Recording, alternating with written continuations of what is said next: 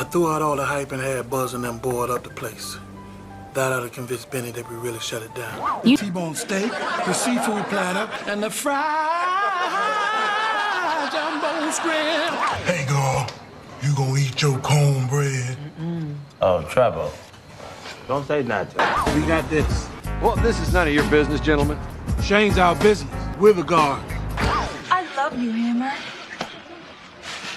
I know you too, good. You ever see someone in a movie and think, wait, who is that guy? And why is he stealing the scene? That was Michael Taliferro. Big frame, bigger energy. Didn't even need to speak half the time. Just had to exist. And everyone on set cracked up. Will Smith, when he was around, would break character. Director's reran takes just to capture that one look he did. And just when it seemed like he was finally about to level up, starring in his own movie, calling the shots, a sudden health crisis shut everything down. One stroke, and he was gone. Gone fast. Way before he got the credit or spotlight he deserved. You've seen him in Bad Boys, The Replacements, and probably a dozen more where you remember the funny guy, but not his name.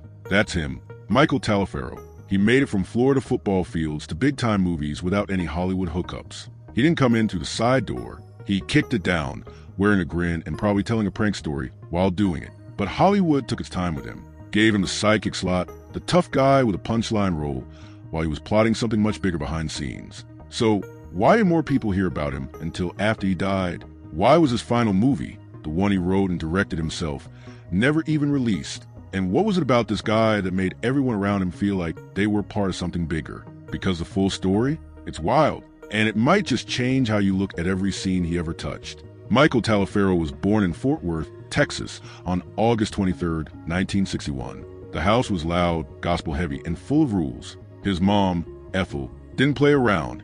Morning prayer was louder than any alarm clock, and no one touched breakfast until the Bible came out. Michael had 3 siblings, James, Olga, and Cheryl. And even though it was a disciplined home, it was also full of jokes, big energy, constant noise. You had to fight to get a word in. But if your name was Michael, you made sure you were the funniest voice in the room. Then came the move to Brookville, Florida. That's where he really started stirring the pot. At Hernando High School, Michael wasn't the honor roll type. He was a guy turning serious book reports into stand-up comedy routines. Teachers didn't even try to contain him. They knew the minute he walked into a room, it was over. But here's the twist. He wasn't just a class clown. He was a beast on the football field. Defensive tackle, lightning quick. His cousin called him Turbo because he had speed no one expected from someone built like a truck.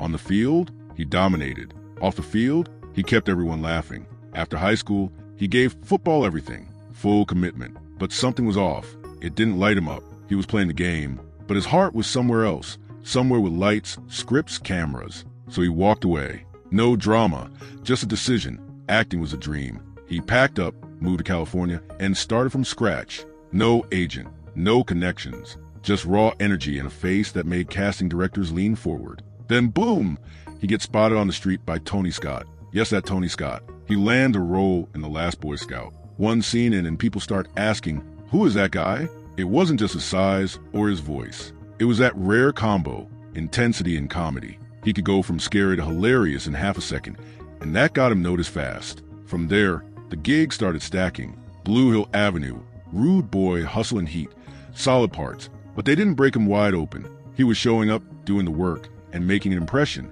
but he wasn't a household name yet. Then came 1995. The movie? Bad Boys. Michael played Big Mike. He was standing next to Will Smith and Martin Lawrence, and somehow he was the one people remembered. His delivery was fire. His screen presence? Insane. He made that role stick. After that, friends and fans called him Bear. Not just for his size, but for the way he hugged people. Big, loud, and all heart. But Hollywood still played it safe with him. Side roles. Tough guy extras. Funny but forgettable to the big studio heads. Except Michael wasn't here to be forgettable. He wanted more. And in 2000, he got it. That year, he landed Andre Jackson in The Replacements, a comedy sports hybrid that let him flex all his muscles. He played the bodyguard with a dream, the brute with heart, and audiences loved it. That role showed depth. He wasn't just a scene stealer anymore. He could carry emotional beats too. He followed it up with TV runs, guest spots on Martin, The Jamie Foxx Show, and more. On Martin, his timing was so sharp. Fans were quoting him for weeks. On Jamie Foxx, he went so off-script people didn't know if it was acting or real life. He kept things chaotic in the best way. Cast and crew talked about him long after the cameras stopped rolling. And off-screen, even wilder, he pulled one of the most infamous football pranks ever. Told his coach his grandmother died just to skip practice. The coach called his mom to send condolences. His mom broke down crying because, Grandma was very much alive. He got suspended. Totally worth it. That was just Michael. He lived for the bit. By the mid-2000s, he'd made real money. Football plus acting gave him an estimated net worth of $18 million. But he didn't sit back and coast. He wanted control. So he decided to write, direct, and produce his own romantic comedy. The film was called Steen. It was his most personal project. No typecasting. No jokes for other people's punchlines. This was his story. And he poured everything into it. His time, his money, his name. It should have been the beginning of his next chapter. But then came the stroke. It hit fast. No warning. One day, he was in motion, moving, directing, acting, and the next, half his body was paralyzed. A stroke that massive doesn't just pause your life. It wipes out momentum.